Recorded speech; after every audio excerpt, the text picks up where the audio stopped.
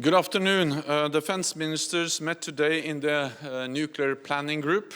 Our security environment continues to deteriorate, so our consultations are essential to ensure that NATO remains a credible nuclear alliance as long as nuclear weapons exist, to preserve peace, prevent coercion and deter aggression.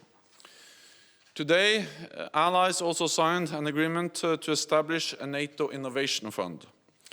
I expect this fund to invest €1 billion with innovators across the alliance working on emerging and disruptive technologies. New technologies are reshaping our world and our security. NATO's new Innovation Fund will ensure allies do not miss out on the latest technology and capabilities that will be critical to our security. The NATO Innovation Fund is one part of a bigger picture. In tandem, NATO is building a defense innovation accelerator for the North Atlantic, what we call DIANA. As part of DIANA, allies are committed to provide a network of technology test centers and accelerator sites across the alliance to better harness civilian innovation for our security and strengthen the technological bond between Europe and North America. We need to ensure that allies are able to operate the different technologies seamlessly between their forces and with each other. At this ministerial, we also took another important decision for NATO's adaptation. Allies have agreed our first artificial intelligence strategy. It will set standards for responsible use of artificial intelligence in accordance with international law. Outline how we will accelerate the adoption of artificial intelligence in what we do, set out how we will protect this technology and address the threats posed by the use of artificial intelligence by adversaries. We also met our close partners Finland and Sweden and the European Union. NATO-EU cooperation has already reached unprecedented levels. In cyberspace, we exchange information on threats and vulnerabilities in real time. In the Aegean Sea, our maritime mission works with the EU to implement their agreement with Turkey. And in Kosovo, NATO troops stand shoulder to shoulder with the EU diplomats to bring peace and stability to the region. I hope to strengthen our cooperation in other areas such as military mobility, resilience, emerging and disruptive technologies, and the security impact of climate change. I look forward to a new joint declaration on NATO-EU relations, which will set out areas for future cooperation. We must ensure that our approach to security remains coherent. I welcome the EU's increased efforts on defense. NATO has been calling on European allies to invest more and provide more high-end capabilities for many years. But these efforts should not duplicate NATO. What is needed is more capabilities, not new structures. Our transatlantic alliance remains the bedrock for our security, and Europe and North America will continue to stand strong together in NATO as we face a more competitive world. And with that, I'm ready to take your questions. We'll go to the middle of the third row, AFP, I think. Sorry to change the subject a little bit, but last night President Joe Biden said that the U.S. has a commitment to defend Taiwan against China. Are your members concerned that NATO could be dragged into a conflict at the U.S. based on a U.S. commitment like that? Also, I will not speculate about hypothetical situation. I think what is important now is to reduce tensions in the area. And if I started to speculate, I think I actually will contribute to the opposite. So we should solve all disputes and differences and disagreements in the region by political and diplomatic means. Vegard?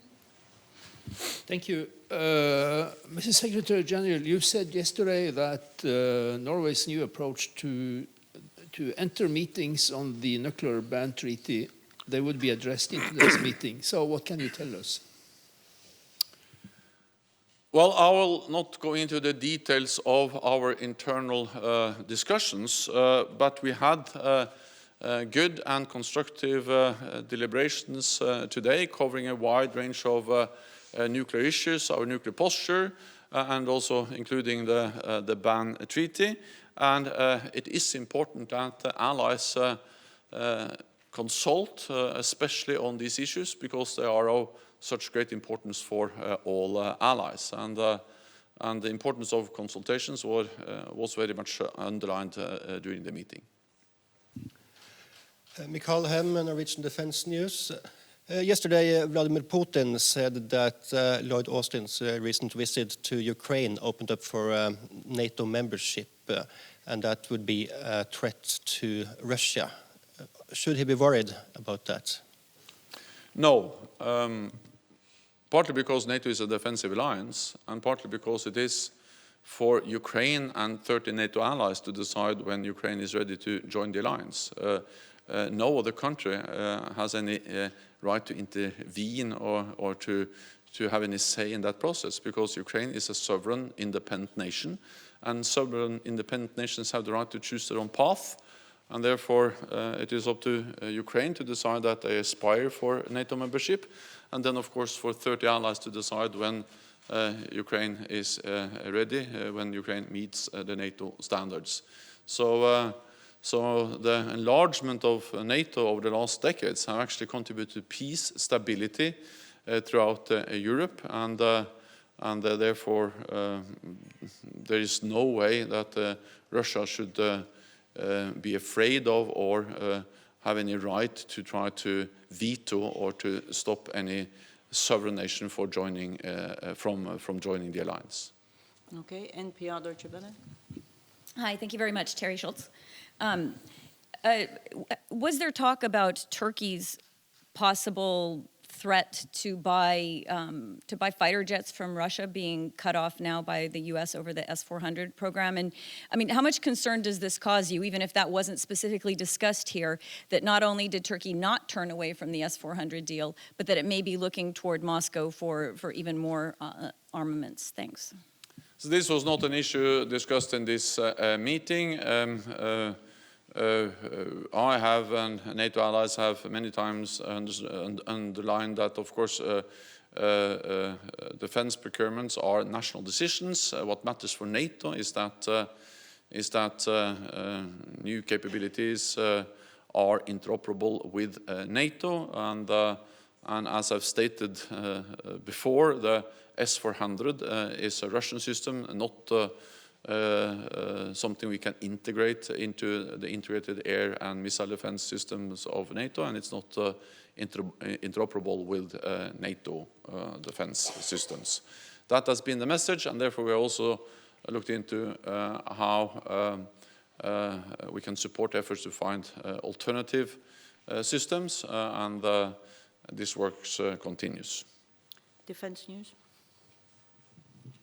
Thank you. Joe Gould, Defense News.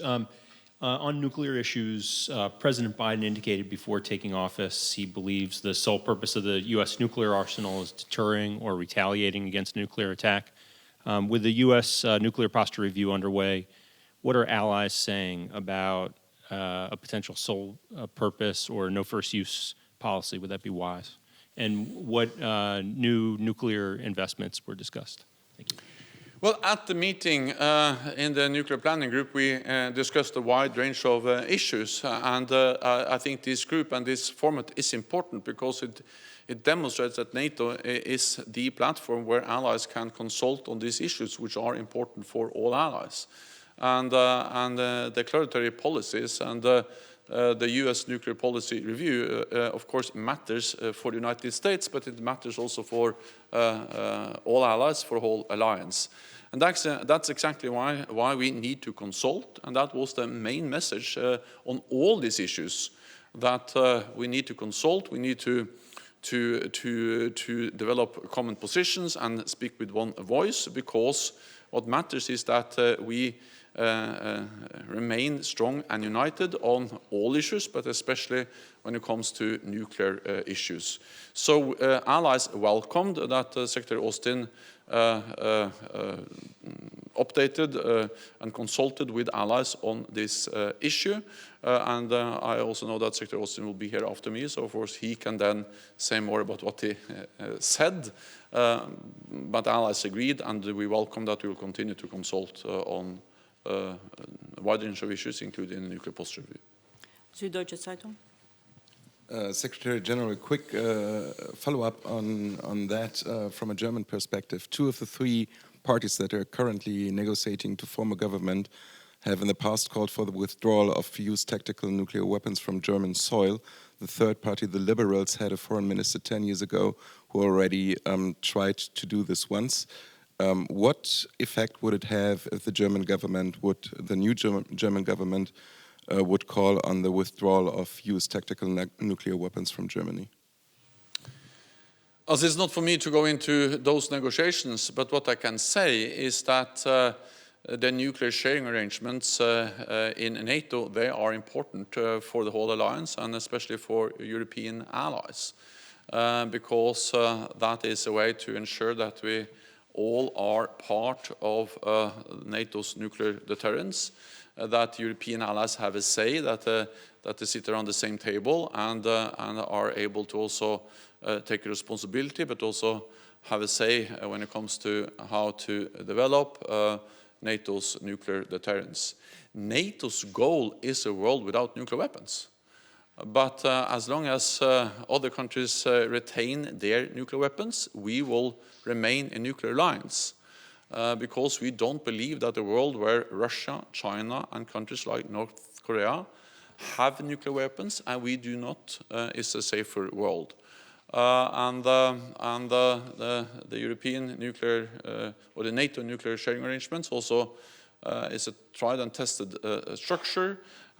It's a way to have command and control and actually have all allies on board when it comes to something which is of great importance for the alliance. So NATO has many times stated clearly the importance of this, and that remains my position and the position of NATO allies as we agreed in June at the NATO summit this year. Politico. Thanks very much. David Hersner with Politico. I wonder if you could update us on, after your conversations with the EU, about the status of the new NATO-EU declaration. We know that France, in particular, among allies, is calling for much more concrete demonstrations of partnership, not just statements. At the same time, you mentioned the importance of the nuclear planning group, and we know that France does not participate in the nuclear planning group, and yet is now the only EU nation with a nuclear arsenal. So does that diminish the value that you see in the nuclear planning group? Thank you. Now, the nuclear planning group remains important, and it's a French decision to not be part of that, and they have not been part of that for many, many years. So that has not changed. We have 3 nuclear powers in NATO, the United States, the United Kingdom, and France, and then 2 of them are part of the nuclear planning group with the rest of allies, and then it's a French decision that they don't want to be part of that, and of course that's a decision we fully respect, but nothing has changed recently regarding that status and the way France is contributing to NATO also when it comes to nuclear deterrence. I think it is very important that we now are working on a 3rd joint declaration between NATO and the European Union. I had the privilege of agreeing to the 2 previous declarations with President Juncker and President Tusk back in 2016 and 2018. And I welcome now this opportunity to also work with on a new or a 3rd joint declaration with President Ursula von der Leyen and President Charles Michel. These declarations are important because they shape the framework for our cooperation. Then there is a lot of follow-on work, and we also identified a lot of areas as a follow-up of the previous declarations, like, for instance, military mobility, maritime security, cyber, hybrid, and many other areas where NATO and the EU are working together. We do a lot together. I mentioned, for instance, Kosovo, where NATO soldiers support the efforts of European diplomats or EU diplomats. The Aegean Sea, where we have the NATO naval deployment or presence, and of course cyber, where we share real-time information, and many other areas where we work together. So I think the time has come to make a 3rd declaration, to update, to set out the ambitions for how to further strengthen NATO-EU cooperation. We share the same values, we share the same challenges, we share the same neighborhood, and of course to a large extent we also share the same members. More than 90% of the people living in the European Union, they live in a NATO country. So it absolutely makes sense that we work together, and I have discussed this both with President Charles Michel and with President von der Leyen, and the aim is to agree a new joint declaration in December by the end of the year. We have time for two very quick questions, one in the room here, gentleman in the middle, and then we'll try to take one last online. So. Lucas Tomlinson, Fox News. Mr. Secretary General, are you happy that NATO forces are out of Afghanistan so you can focus on China?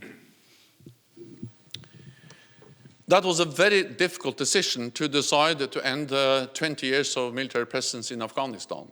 But we made it together after extensive consultations. The alternative was to continue to stay in an open-ended military mission and risking more violence, more casualties, and also most likely we would have been forced to increase the number of NATO troops. Then, of course, what has happened in Afghanistan is a tragedy for the Afghan people. And it's heartbreaking for all of us who have supported Afghanistan for all these years. Now we are consulting NATO allies and partners on how we can continue to hold the Taliban regime accountable for what they have promised on terrorism, not to make Afghanistan a safe haven for international terrorists again, what they have promised on human rights and also on safe passage. We continue to work on how to get people out. NATO allies, of course the United States, but also other NATO allies, were able to evacuate more than 120,000 people. NATO played a key role with our civilian presence at the airport, coordinating efforts.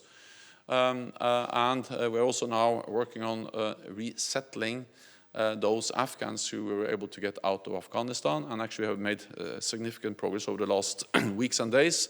And I will also thank those allies who have accepted to resettle thousands of Afghans who have supported us in different ways and their families over the last years. Then, what we have seen in NATO over the last years is actually a fundamental shift, where we are now refocusing our efforts on collective defense to respond to a more competitive world, state-to-state rivalry, and that of course includes the rise of China, which is fundamentally changing the global balance of power. And in parallel with that, we have gradually reduced the resources, the soldiers, the personnel we have in missions beyond our borders, like for instance Afghanistan. But this actually started before the latest decision to end our mission, because not so many years ago we had more than 140,000 troops in Afghanistan. Then a year ago it was like around 10,000, and now it's 0. So there has been a development over at least since 2014, where we have significantly increased our military presence, readiness in Europe with the new battle groups in the eastern part of the alliance. We're tripling the size of the NATO response force to more than 40,000, increasing defense spending by all allies, all European allies and Canada, and investing in high-end military capabilities, collective defense, investing in technology, resilience, the new innovation fund we established today.